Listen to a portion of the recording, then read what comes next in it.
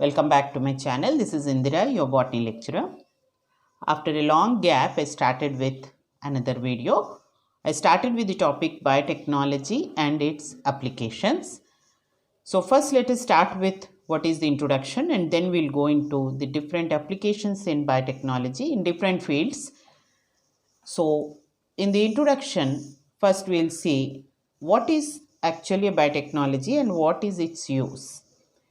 So microbes, plants and animals have been genetically modified to use for human welfare. And one such use of genetically modified microbe is to clean and restore environment. That is called as bioremediation.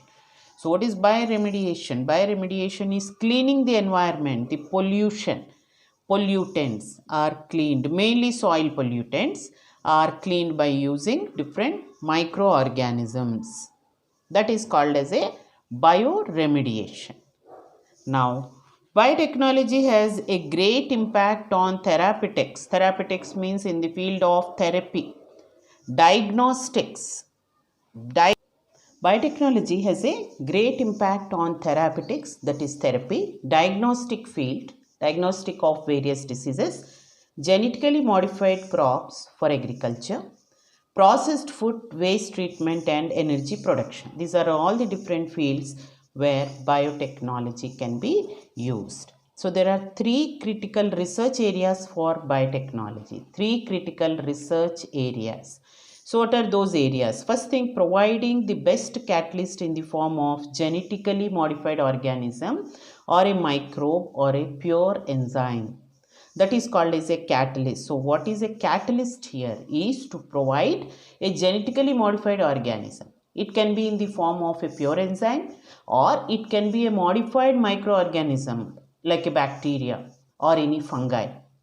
So that forms the catalyst for the research area in biotechnology. That is the first area. The second step or second area, the catalyst is provided with optimal conditions like sterile medium, bioreactors. Bioreactors, like they have optimum pH, optimum temperature, aeration. Aeration is provided by stirring and maintaining active physiological state. So these bioreactors help in large scale production of the product which has to be marketed. That is second. Third one is downstream processing. Downstream processing is related to purifying the product and also making it suitable for the market, for the business, like packaging, testing, packaging, and all those quality control, all that come under downstream processing. So these are the three critical areas where biotechnology should deal with. Now let us see what are the different applications. So first we will see biotechnology and its application in agriculture field. In agriculture there are various other applications also, like in medicine, like in industry and even in animal breeding. So there are various applications. Out of all these, maximum applications of biotechnology are found in medical field compared to any other field, because the main aim of biotechnology is for human welfare. So we find maximum application in medical field. So now let us see in agriculture there are three options for increasing food production. One is agrochemical based agriculture, organic agriculture, genetically engineered crop based agriculture. So these are the three options to increase food production. Let us see one by one and let us see each ones whether they are useful or whether they have advantages or disadvantages. So first let us see the first one, agrochemical based agriculture. Agrochemical based agriculture is the agriculture which is mainly based on agrochemicals. What are these agrochemicals? Like fertilizers and pesticides. Those are the agrochemicals. So green revolution tripled crop production partly through development of high yielding varieties, but mainly due to use of better management practices. This is a direct statement from the textbook which you may expect in the exam. So here the word partly and mainly which I have underlined, that is more important. So green revolution mainly due to the use of better management practices. And what are those better management practices? Use of agrochemicals. Use of agrochemicals means use of fertilizers and pesticides. Now, this promotes the use of fertilizers and pesticides. Agrochemical based is mainly using fertilizers and pesticides. And this will increase the yield up to some extent, but further increase is not possible. That means fertilizers or pesticides can increase up to some extent, but beyond certain limit it is not possible. So it is now another method is also being thought of. But what are the other like disadvantage by using agrochemical? Agrochemicals are harmful to the environment, and there is a limit of breeding high yielding varieties through conventional methods. Only certain limits new varieties can be obtained and the yield can be increased. Now briefly some introduction about green revolution. The term green revolution was given by William Gord. Norman Borlaug, who is called as father of green revolution for developing semi-dwarf varieties of wheat and maize in Mexico. He developed semi-dwarf varieties of wheat and maize in Mexico. I have given some of the examples here like P-Tech 62, Lerma Rosso 64, Seati Ceros, Sonara 64, Super X. These are all the high yielding varieties and semi-dwarf varieties developed by Norman Borlaug. And using the same concept, same varieties, our father of green revolution in India, Dr. M.S. Swaminathan, has introduced these crops in India. That led to green revolution in India. That is about what is agro-based agriculture. So what we have seen in agro-based agriculture is mainly dependent upon the use of pesticides and fertilizers, and it has some limitations. It cannot be beyond certain limit, the yield cannot be increased. Moreover, it is harmful to the environment. Now, so next method is taken, it is switched over, that is called as a organic agriculture. So in this type of agriculture mainly depends upon organic manures instead of chemical fertilizers and pesticides to increase crop production. So what are the techniques used like crop rotation, green manures, biological pest control are used here, and only organic manures are used, green manures or organic manures. And the food grown by this method is superior in vitamin and mineral content. So there is a quality is increasing, quality of food is increasing. Food is free from any toxic chemicals also such as fertilizers and pesticides. And food tastes better than conventionally grown food, and they have a longer shelf life.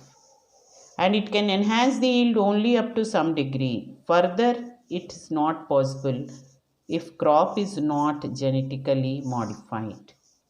So the difference between using say these organic manures, or these are also called biofertilizers and biopesticides, and using chemical pesticides is one very important advantage of using biofertilizers or pesticides is it will not be any harmful to the environment. But when we compare the yield is much more if we use chemical fertilizers or pesticides. Comparatively, the yield is little low if we use organic fertilizers. So here yield is not possible to increase unless we modify the crop genetically. So therefore, the third method of increasing food production is followed, which is called as a genetically engineered crop-based agriculture. So if it is normal method, conventional breeding, it is not possible to transfer genes between any unrelated organisms by conventional method. What is conventional method? Conventional method is hybridization technique.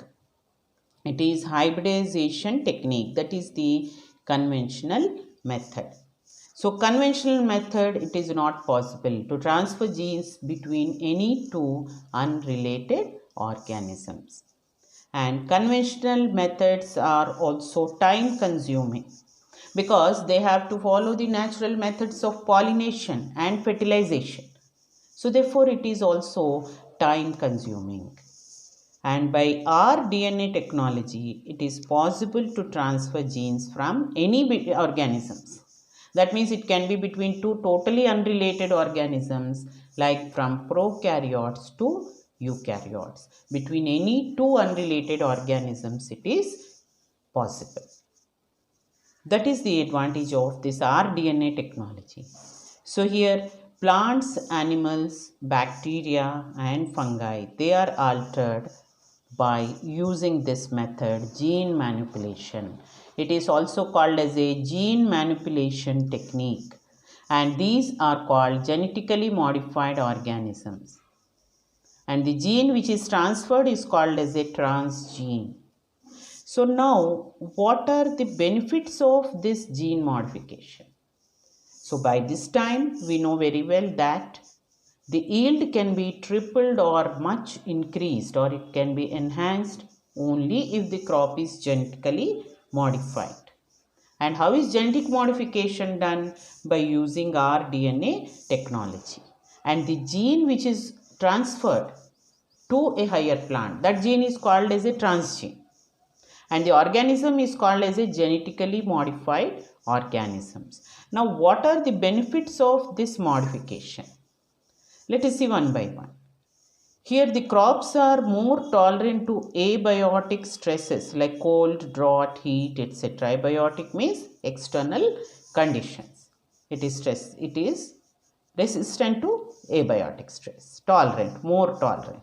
Like one example is basmati variety of rice, which is resistant to both biotic as well as abiotic stresses. Basmati variety of rice is considered to be a saline resistant also. It is a drought resistant and saline conditions also. Second benefit is reduced reliance on chemical pesticides. Reliance is dependence. It need not depend upon the chemical pesticides.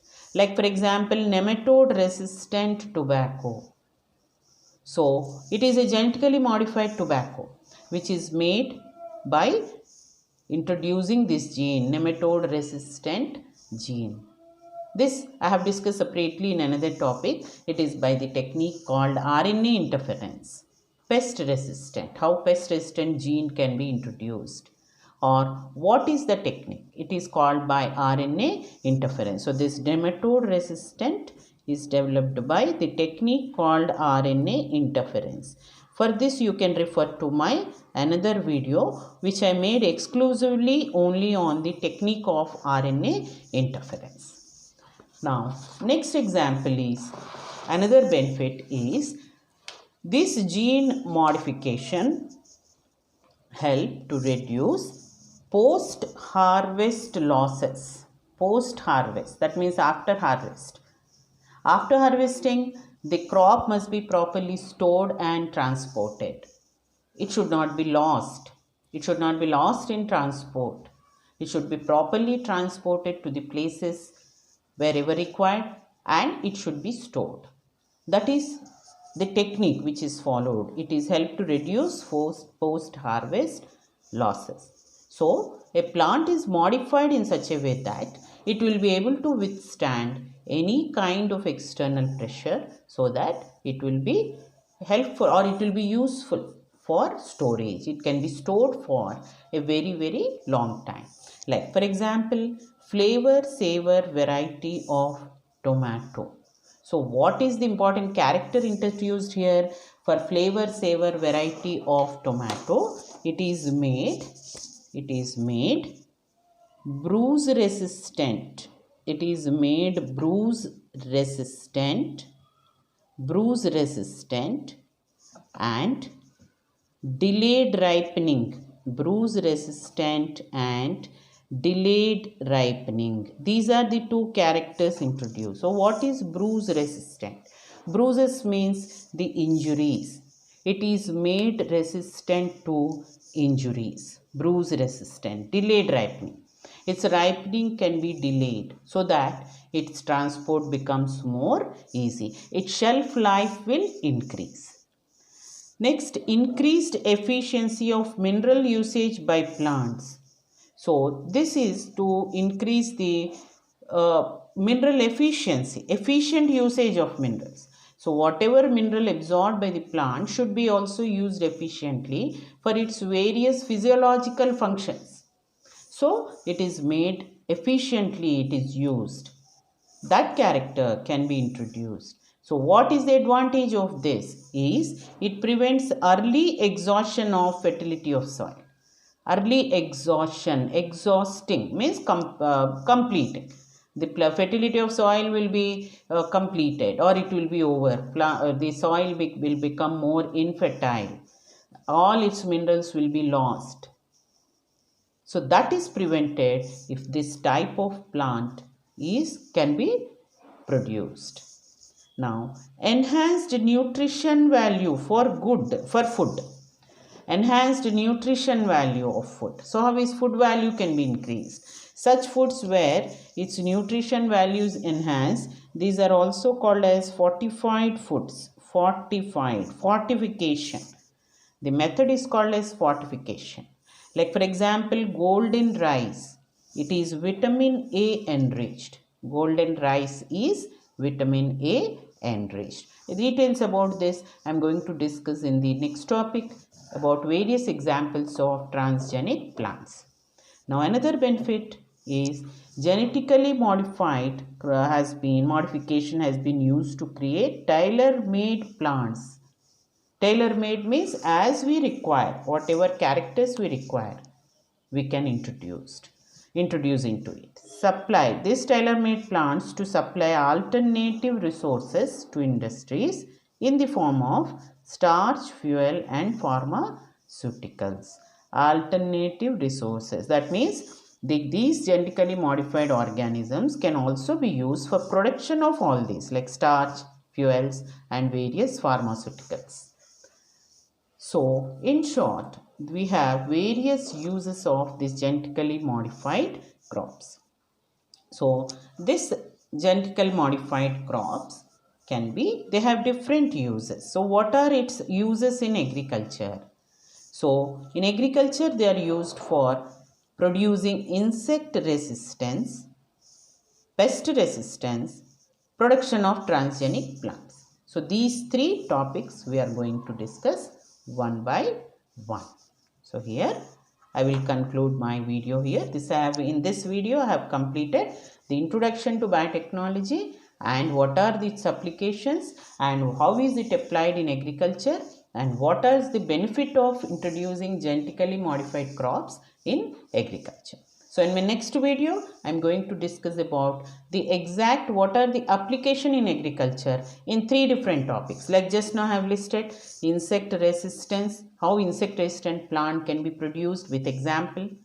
What is pest resistant? This already I have discussed in another video, that is when I was discussing RNA interference and production of transgenic plants. Here I am going to discuss about different examples of transgenic plants. So here I conclude my video, children. So if you have liked my video, follow it till the end and please share it to your friends and also subscribe my channel. So thank you very much.